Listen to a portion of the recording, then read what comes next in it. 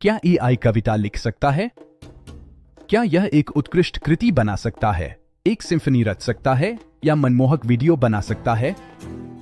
आज हम इसी सवाल का जवाब ढूंढेंगे। क्या एआई वास्तव में कुछ नया बना सकता है या यह केवल मौजूदा पैटर्न की नकल कर रहा है?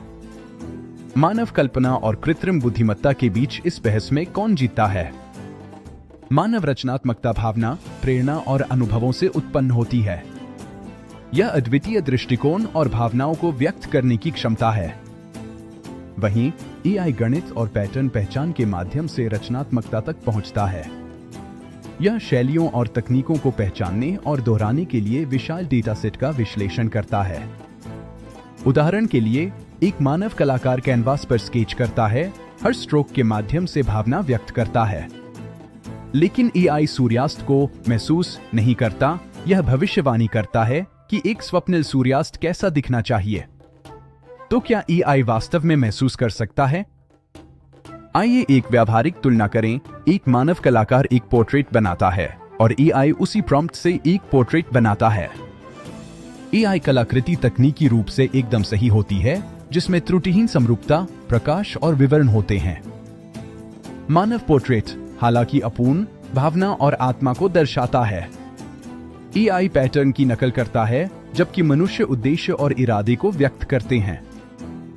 एआई कला निर्माण में गति, पैमाने और लागत प्रभावशीलता जैसे कई फायदे प्रदान करता है। कल्पना कीजिए, एआई तुरंत 10 कलाकृतियां बना रहा है, सेकंडों में संगीत की रचना कर रहा है या चैटजीपीटी का उपयोग करके विचार मंथन कर रहा है। जो काम करने में हफ्तों लगते हैं, एआई उसे 10 सेकंड में कर देता है। यह एक क्रांति है। एआई कलाकारों की जगह नहीं लेता, यह नियमित काम की जगह लेता है। सबसे शक्तिशाली भविष्य एआई और मनुष्यों के साथ मिलकर काम करने में है। एआई वहां संघर्ष करता है जहां वास्तविक भावना को समझना और व्यक्त करना होता है। एक इंसान को कविता लिखते या जुनून से गाते हुए देखें।